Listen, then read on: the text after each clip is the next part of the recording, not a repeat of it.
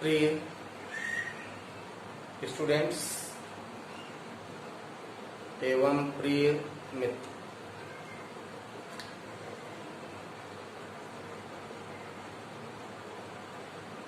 First of all मैं आप लोगों को बधाई देना चाहता हूं। आप लोग अच्छा कार्य करते हैं, वीडियो को देखते हैं और कमेंट करते हैं, शेयर करते हैं। सबसे ज्यादा महत्वपूर्ण ये है कि आप लोग मेरे वीडियो के द्वारा सीख रहे हैं। सब्सक्राइब कीजिए और मेरे वीडियो का प्रसार चारों तरफ कीजिए, शेयर कीजिए, लाइक कीजिए। चलिए, पिछली वीडियो में हमने द्विघात समीकरण की पहचान सीखी थी और उसे गुणनखंड विधि से हल करना हमने सीखा था। इस वीडियो में द्विघाती सूत्र, श्रीधराचार्य सूत्र, इसी द्विघाती सूत्र को दूसरे नाम से श्रीधराचार्य सूत्र से भी जाना जाता है। तो सूत्र की सहायता से द्विघात समीकरण को हल करना सीखेंगे और एक और विधि है पूर्ण वर्ग बनाकर द्विघात समीकरण का हल सीखेंगे। तो चलिए पहले हम पूर्ण वर्ग बनाकर हल करना सीखते हैं, जिसमें कि क्वेश्चन हमारे पास है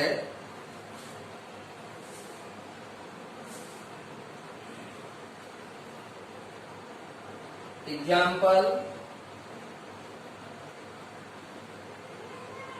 2x square minus 7x plus 3 equal 0। इस द्विघात समीकरण को हम पूर्ण वर्ग बनाकर इस विधि के द्वारा पूर्ण वर्ग बनाकर इसको हल करना सीखेंगे। तो चलिए, पूर्ण वर्ग का मतलब है कि जिसमें दी हुई संख्या किसी न किसी का पूर्ण वर्ग है। तो यहाँ जो पहला पद है, इस पहले पद में या तीनों पद में कहीं भी पूर्ण वर्ग संख्या नहीं है। यहाँ पर 2 है, 2 किसी संख्या का पूर्ण वर्ग नहीं है, या इस पूरे व्यंजक में यदि 2 में 2 से इंटू कर दें तो आएगा 4, या तो फिर 2x स्क्वायर में 2 से डिवाइड कर दें तो आएगा x स्क्वायर। ये पूर्ण वर्ग है, ये 4 पूर्ण वर्ग है। तो चाहे तो पूर्ण वर्ग बनाने के लिए इस समीकरण में 2 से गुणा कर लें, 2 से गुणा कर लें, या पूरे समीकरण में 2 से भाग कर दें। तो यदि हम भाग देकर करना चाहते हैं तो यहां सीधे लिखते हैं 2 से भाग देने पर। चलिए 2 से भाग देते हैं पूर्ण वर्ग बनाने के लिए। तो इस समीकरण में मैं अलग अलग सभी पदों में, जैसे कि ये 2x स्क्वायर है, इसमें हम 2 से भाग देते हैं, 2 कैंसिल हो गया, बचा क्या यहाँ पर x स्क्वायर। तो ये पहले पद पर बचा एक्स स्क्वायर। सेकेंड वाले पद में -7x है और 2 से भाग करेंगे तो ये विभाजित नहीं है, 2/3 6 1 बच जाता है, पूर्णतः विभाजित नहीं है। तो इस सेकेंड पद को इसी प्रकार से लिख लेते हैं -7x/2। 3 में भी करेंगे तो 3/2 ही आएगा, पूरी तरह से डिवाइड नहीं होगा। 0 में भी बटे 3 करेंगे, 3 शून्य 0, यहाँ 0 आ जाएगा। तो इस तरह से भाग देने पर ये हमें नया समीकरण प्राप्त हो गया, उसी का रूपांतरण। पहला पद यहाँ पर है एक्स स्क्वायर पूर्ण वर्ग है। चलिए, ये एक्स स्क्वायर यदि पूर्ण वर्ग है तो अब यहाँ पर हमारे पास सूत्र है a + b का whole square, a² + b² + 2ab। इसी प्रकार से a - b का होल स्क्वायर भी है, इसका सूत्र है a² + b² - 2ab। तो यहां जैसे ये पहला पद है, क्योंकि यहाँ पर एक पद ये माइनस में है तो हम माइनस वाला फार्मूला लेते हैं। यहाँ ये पूर्ण वर्ग है, इस रूप में दिए हुए प्रश्न में ये एक्स स्क्वायर है। जैसे यहाँ 2 घात है वैसे यहाँ भी 2 घात है, यानी a के बराबर, a का मान किस राशि के बराबर है यहाँ पर, x के। तो ये a² हो गया, यानी ये पूर्ण वर्ग के रूप में है। दूसरा पद है b²। इन दोनों पदों में कोई भी ऐसी संख्या नहीं है जो b² हो, यानी पूर्ण वर्ग हो। तो चलिए, पूर्ण वर्ग नहीं है, तब -2ab, तो इसका मतलब है, देखिए a की वैल्यू x है, ये x यहाँ पर मौजूद है, यहाँ पर x, इसका मतलब ये 2ab का ही रूप है। मध्य वाला पद क्या है, 2ab का ही रूप है। तो यहाँ x² माइनस इस पद के रूप में हमें बदल देना है। ये यहाँ पर 2 फार्मूले से हो गया, a की जगह a की वैल्यू, चलिए यहाँ पर तुलना कर लेते हैं। x², यहाँ a², स्क्वायर ढक देंगे तो a की वैल्यू किसके बराबर बची, x के बराबर, यानी a की वैल्यू है x, तो a की जगह पर जहाँ a लिखा है वहां के लिए x लिखेंगे।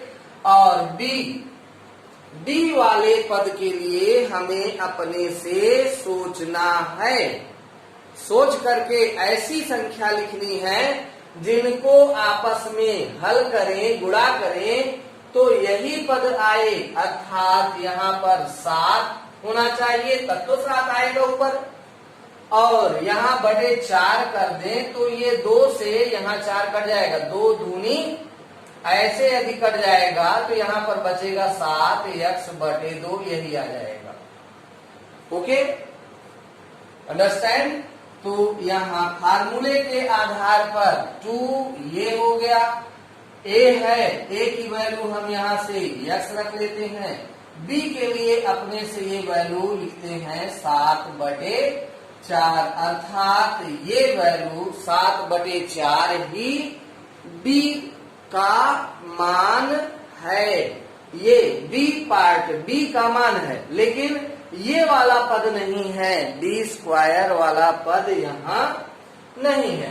तो चलिए हम यहाँ 3/2 लिख देते हैं और यहाँ अपने से b वाला पद यानी 7/4 का स्क्वायर, ये वर्ग वाला पद b² अपने से यहाँ जोड़ते हैं और b² अपने से यहाँ घटा भी देते हैं, अर्थात अब बराबर में 0। अर्थात इसका मतलब क्या हुआ कि b² जितना हमने यहाँ ऐड किया, जोड़ लिया है, उतना ही यहाँ हमने घटा दिया। इसका मतलब है कि जैसे एक सिंपल सा एग्जांपल, 2 में से 2 घटा देंगे तो एक प्लस है एक माइनस है तो घटेगा, ये क्या हो जाएगा 0। तो यही चीज यहाँ पर इस समीकरण में 0 जोड़ा जा रहा है। क्या जोड़ा जा रहा है? 0। कैसे?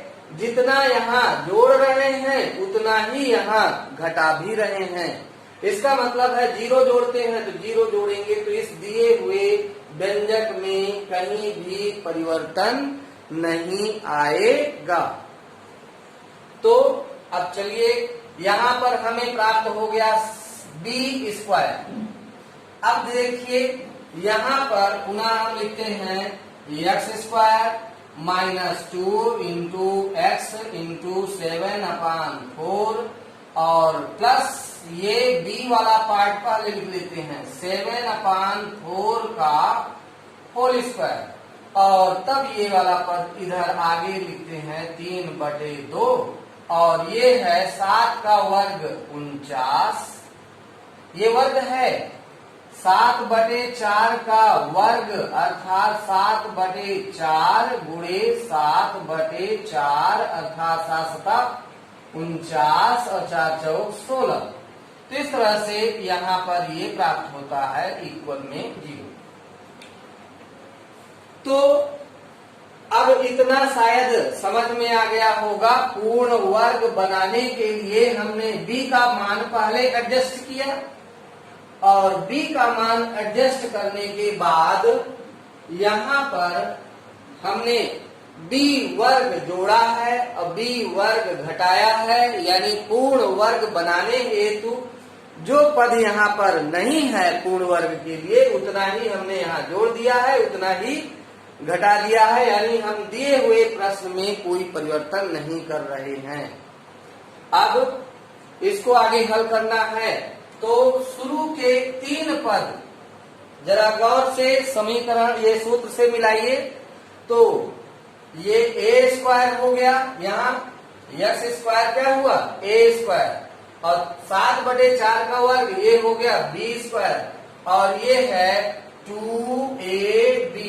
तो इस तरह से हम देख रहे हैं यहाँ के तीनों पदों से यहाँ के तीनों पद टोटल मैच कर रहे हैं। तो जब ये तीनों पद से इस तरह से मिल रहा है सूत्र के रूप में ही यहाँ पर ये है a² plus b² minus 2ab। भले ही आगे पीछे लिखा है लेकिन a² plus b² minus 2ab तीनों पदों से पूरी तरह से मैच कर रहा है। तो इसको हम लिख सकते हैं a माइनस b का होल स्क्वायर अर्थात यहाँ पर हम लिख सकते हैं x माइनस b की वैल्यू, a की वैल्यू माइनस b की वैल्यू, b की वैल्यू 7/4 इतने का होल स्क्वायर। और ये पद हमारे पास है जिसे हम बराबर चिन्ह के दाईं तरफ ले जाते हैं क्योंकि अब हमें x का मान निकालना है, इसलिए इस तीनों पदों का ये रूप हो गया और इन दोनों पदों को बराबर चिन्ह के इधर ले जाएंगे राइट हैंड में। इनके चिन्ह बदल जाएंगे, प्लस में है माइनस में हो जाएगा, ये माइनस में है और ये प्लस में हो जाएगा। इस तरह से प्लस 49/16 और माइनस में 3/2।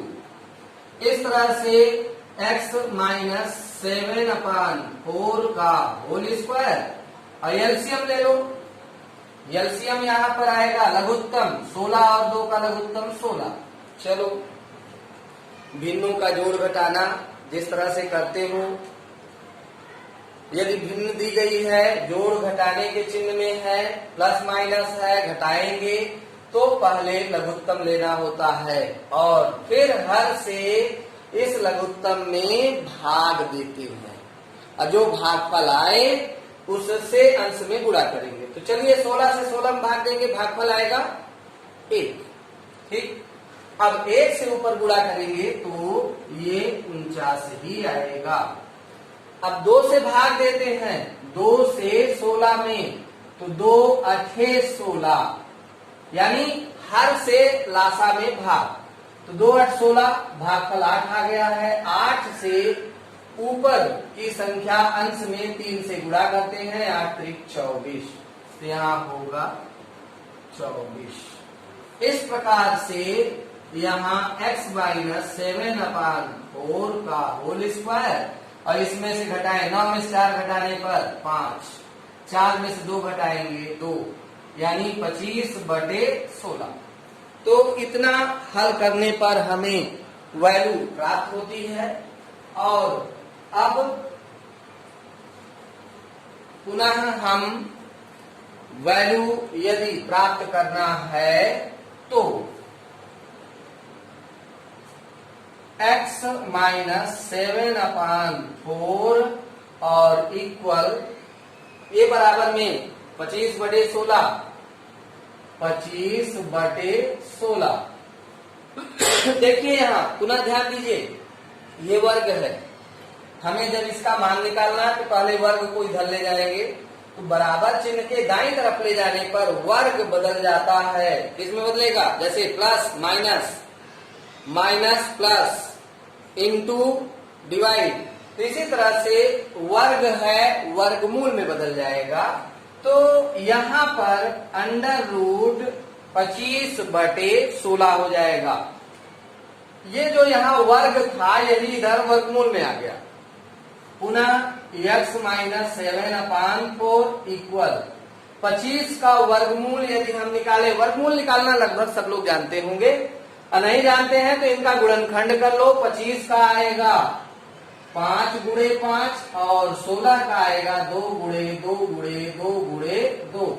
ये जोड़े में से 5 बाहर, इस जोड़े में से 2 गुणे 2 बाहर, यानी 5/4।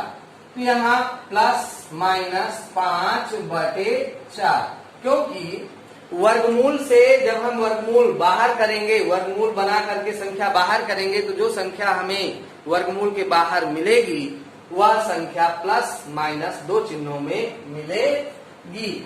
अब पुनः यहाँ पर हम एक बार प्लस चिन्ह लेकर और एक बार माइनस, ये प्लस है माइनस है, एक बार प्लस के साथ में एक बार माइनस में, तो इस तरह से हम यहाँ पर x माइनस 7/4 इक्वल 5/4 या x माइनस 7/4 इक्वल -5/।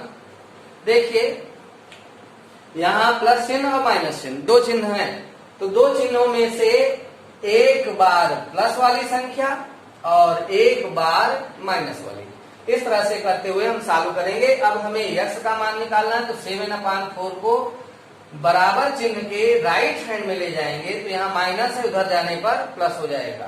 तो इस तरह से x बराबर 5/4, राइट हैंड में जो है उसे पहले लिख लो, फिर इसको इधर से ले जाकर के लिख दो प्लस 7/4, या x इक्वल -5/4 और प्लस 7/। अब देखिए यहाँ हल करते हैं तो दोनों धनात्मक चिन्ह हैं, जरा ध्यान से सुनिए। हर बराबर है, हर दोनों जगह, और यदि हर बराबर है तो सीधे अंशों को जोड़ घटा सकते हैं।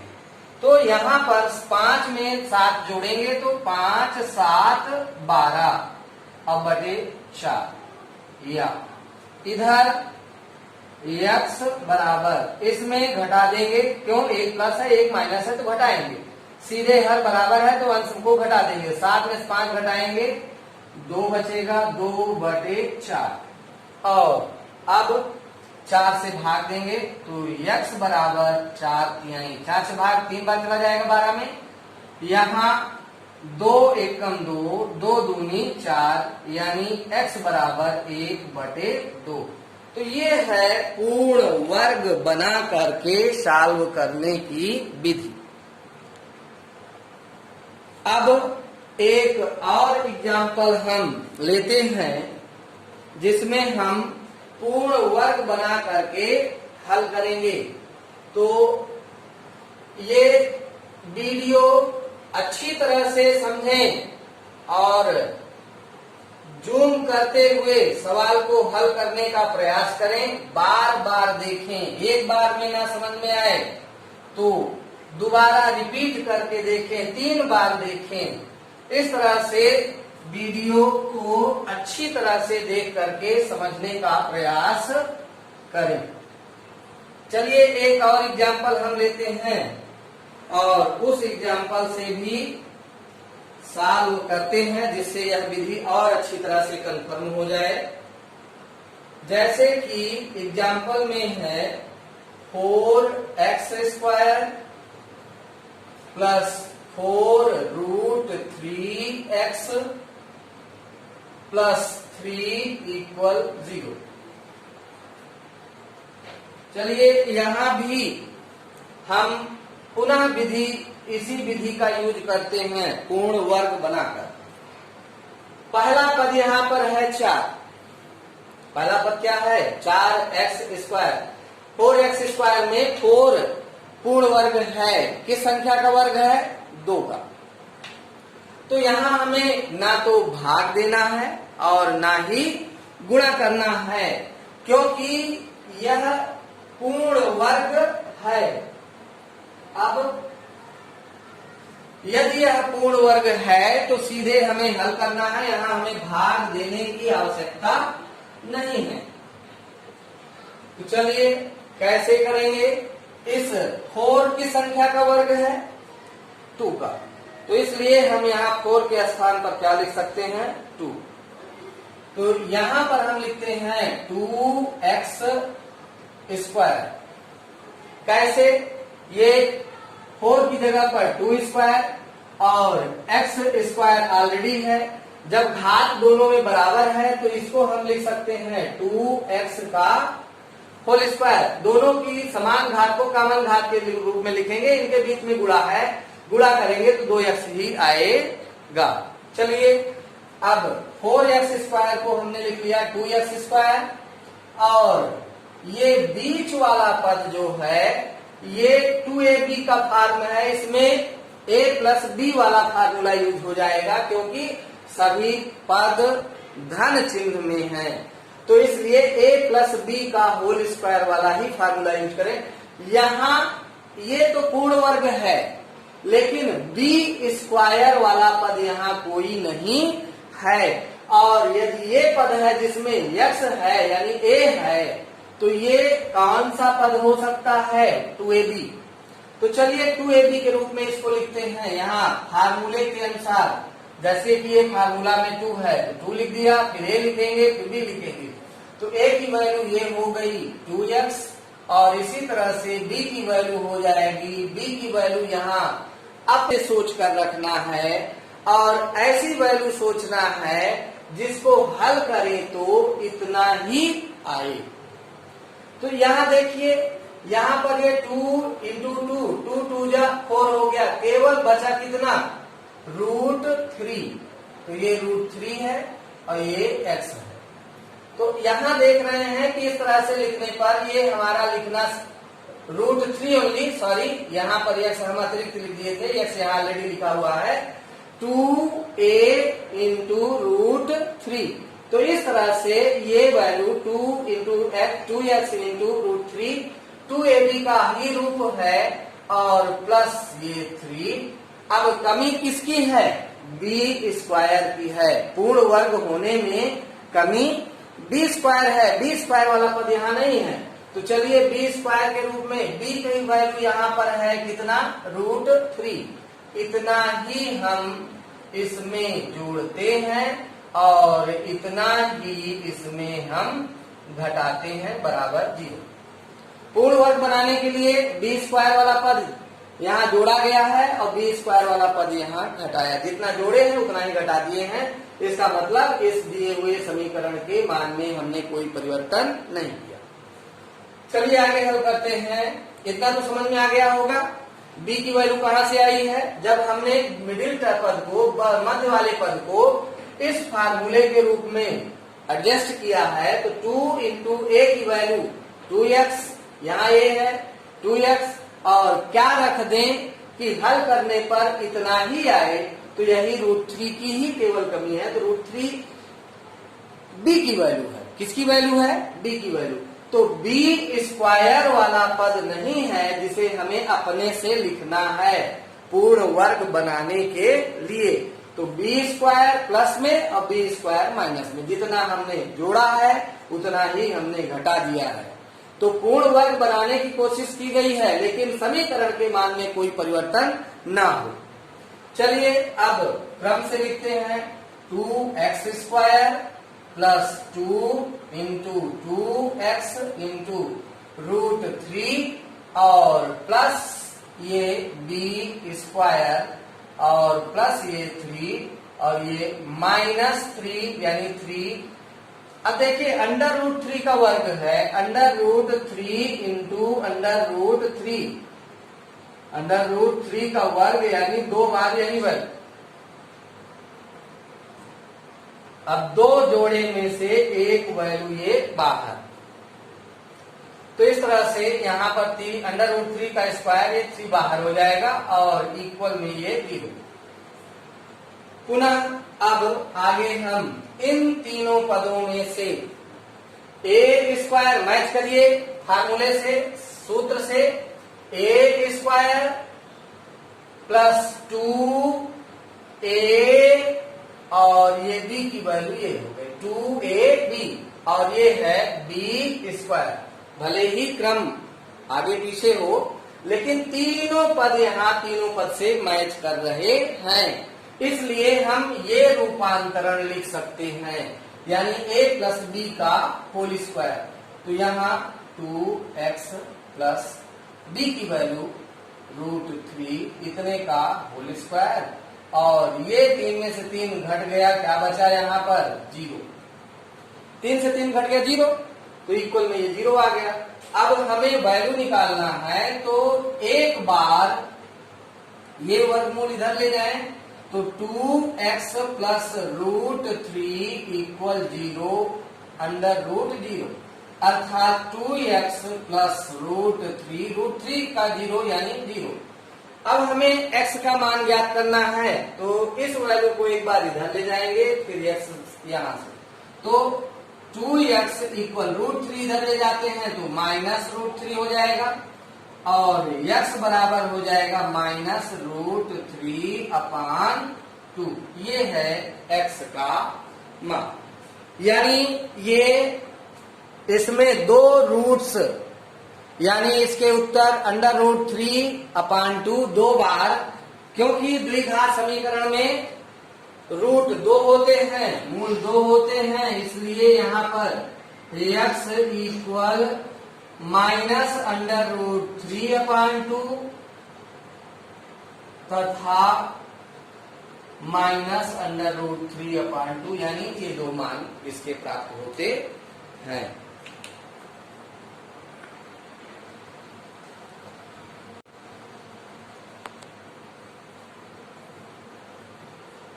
चलिए अब श्रीधराचार्य सूत्र द्वारा द्विघात समीकरण को हल करते हैं। अभी हमने 2 एग्जाम्पल पूर्ण वर्ग बना करके हल किया है, तो इसमें अब हम सूत्र का उपयोग करेंगे यानी द्विघातीय सूत्र या श्रीधराचार्य सूत्र। श्रीधराचार्य सूत्र,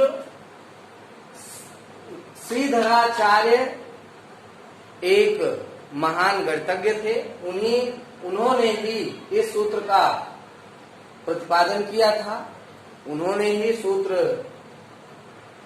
द्वारा समीकरण को हल करना बताया है। तो चलिए द्विघात समीकरण हल करने के लिए जैसे यहाँ पर लिखा हुआ है सामान्य द्विघात समीकरण, तो इस रूप में सामान्यतः द्विघात होते हैं यानी ax square plus bx plus c यानी x की घात को घटते क्रम में लिखा जाए यानी दिए गए द्विघात को मानक रूप में लिखें तो x स्क्वायर के साथ गुणांक है a और x के साथ गुणांक है b और बिना x के है c अर्थात a b c। तो ये गुणांक संख्या है और श्रीधराचार्य सूत्र है हमारे पास ये ये है श्रीधराचार्य सूत्र।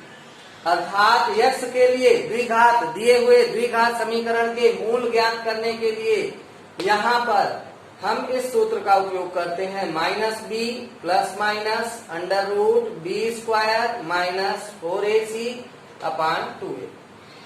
तो चलिए यहाँ पर हम सबसे पहले a की वैल्यू लिख लेते हैं। a है 2, इसी प्रकार से b का मान है 1 और c का मान है -4। धन ऋण चिन्हों का विशेष ध्यान देंगे। अब इसमें यदि हम सूत्र का उपयोग करें तो -b plus minus under root B square minus 4ac upon 2a।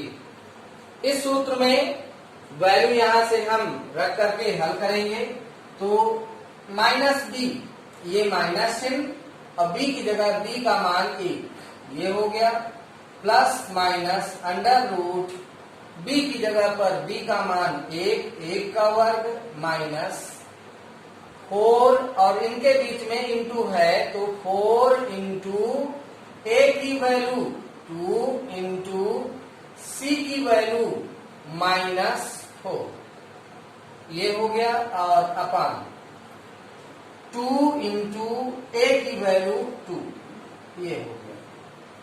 तो हमने मान सही ढंग से व्यवस्थित कर लिया है।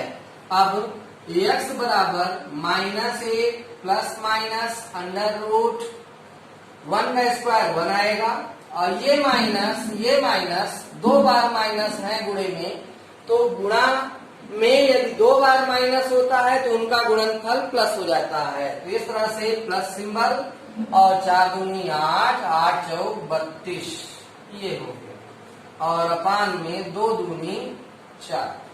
तो इस तरह से x बराबर -1 धन ऋण अंडर रूट, दोनों धन संख्या है जुड़ जाएंगी तो ऋण 33 और बटे 4 अर्थात x बराबर ऋण 1 धन अंडर रूट 33 अपान 4 या x equal -1 minus under root 33 upon 4। इस तरह से ये दो मूल प्राप्त होते हैं जो कि श्रीधराचार्य फार्मूले के द्वारा सॉल्व किया गया है। तो अब चलिए एक और एग्जाम्पल हम लेते हैं और इसमें भी सूत्र का उपयोग करते हैं। सूत्र के अनुसार हम मान ज्ञात कर सकते हैं।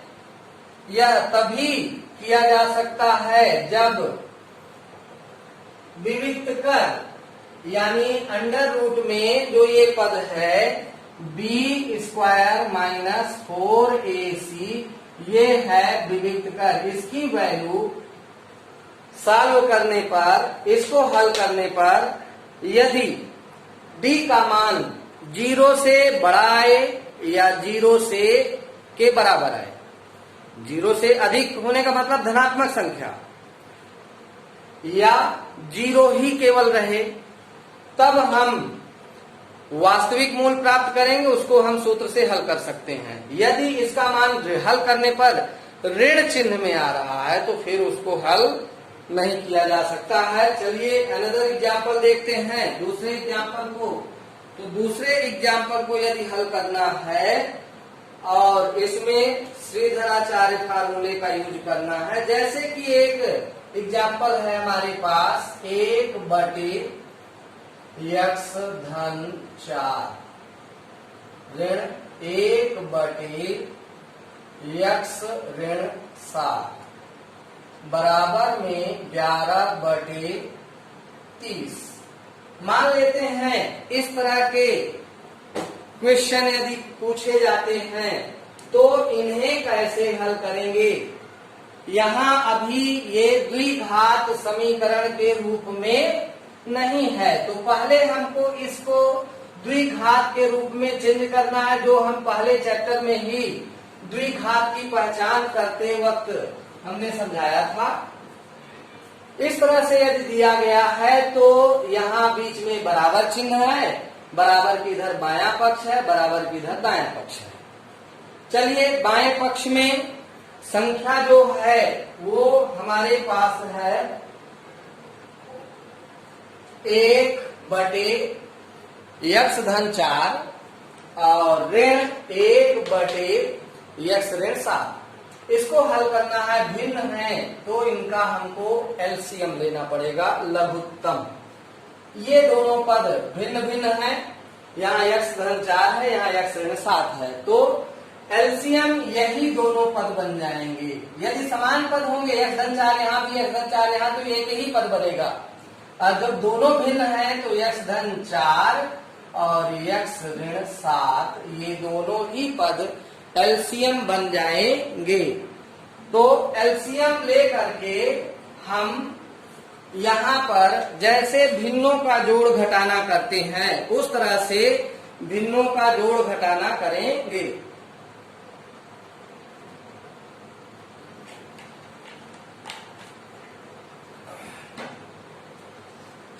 यहाँ लघुत्तम हमारे पास है x-4 और x-7।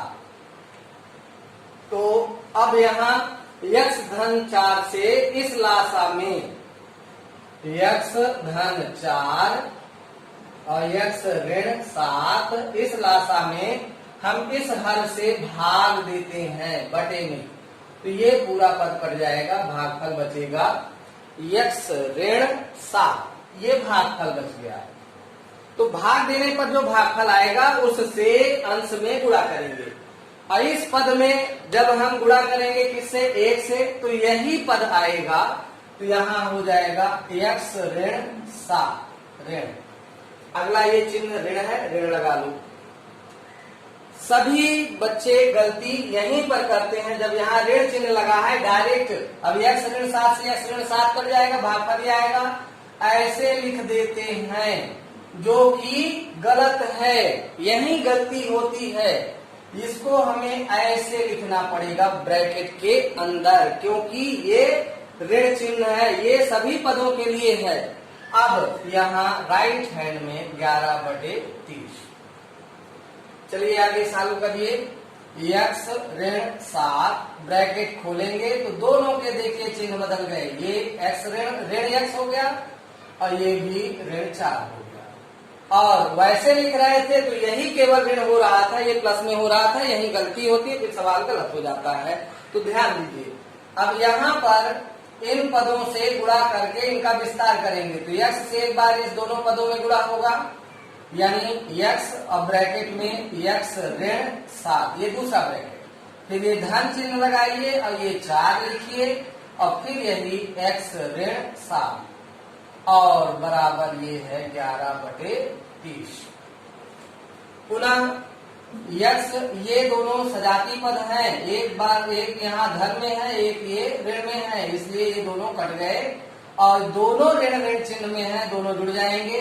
7-4 11 ऋण 11 बटे, यहाँ गुणा करें, कोष्टक खोलें तो ये x² x से x में गुणा x², x और ऋण 7 में गुणा करेंगे ऋण 7x, 4 से गुणा करेंगे धन धन का गुणा धन 4x, धन ऋण का गुणा ऋण 28 और ये बराबर 11/30। कितना ये हो गया, यहाँ पुनः ऋण 11/x² सजाती पद। देखिए गौर से देखिए, समझिए, ये दोनों सजाती पद हैं, ये पद और ये पद, एक माइनस में है एक प्लस में है, इसलिए घटेगा, प्लस की संख्या कम है माइनस की संख्या ज्यादा है, इसलिए घटाएंगे, लेकिन चिन्ह यहाँ माइनस का बचेगा। 7 में 4 घटाने पर 3x और ये है ऋण 28/11/30। ऊपर की संख्या देखिए बराबर है, यदि यहाँ तिर्यक गुणा करेंगे तो ये वाला पद यहाँ नीचे गुणांक में आएगा और यहाँ गुणा में आएगा तो 11 से 11 कट जाएगा, यानी हम इसको 11 को 11 यहीं काट देते हैं, यहाँ बचेगा 1/, एक्स स्क्वायर ऋण 3x ऋण 28 बराबर 1। यहाँ ऋण 1 बचेगा, यहाँ 1/30।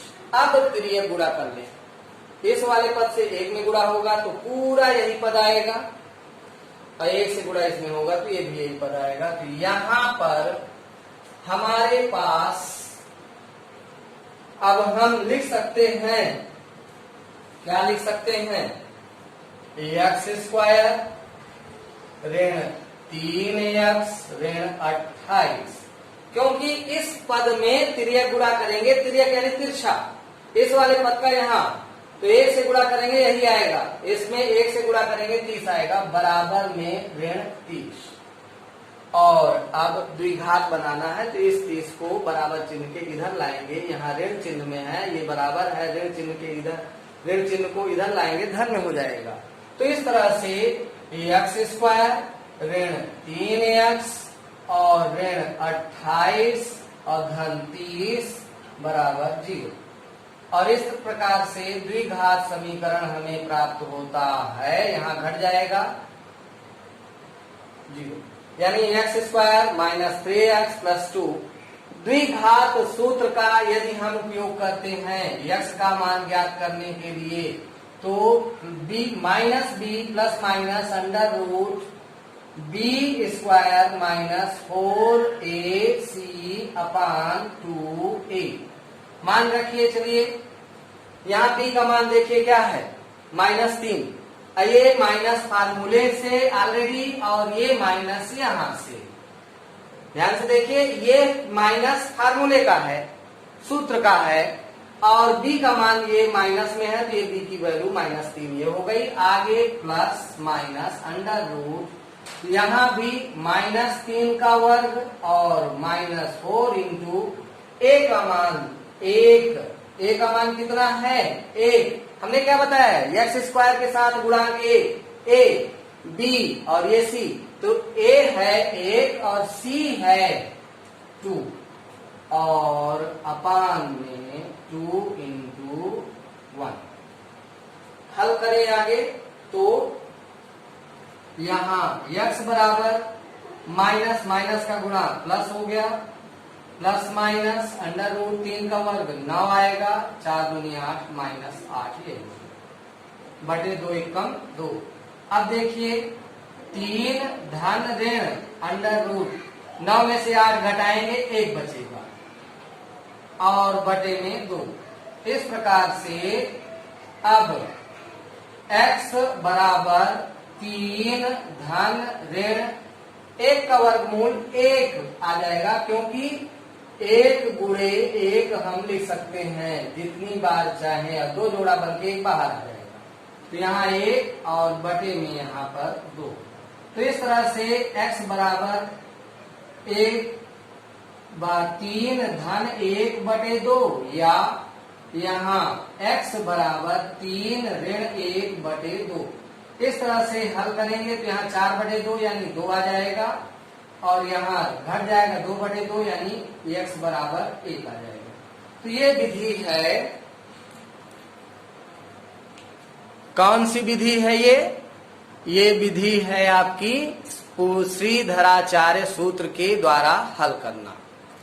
ओके, यदि इस वीडियो के माध्यम से आपको कुछ ज्ञानार्जन मिल रहा है तो आपका औचित्य बनता है वीडियो को अच्छी तरह से लाइक करें, शेयर करें, इसके साथ साथ हमारे YouTube चैनल को सब्सक्राइब करें और अन्य लोगों से सब्सक्राइब करावें, जिससे ज्यादा से ज्यादा लोग इस वीडियो से जुड़ सकें, उनको नई नोटिफिकेशन वीडियो की मिले और ज्ञान का प्रसार अच्छी तरह से हो सके। धन्यवाद।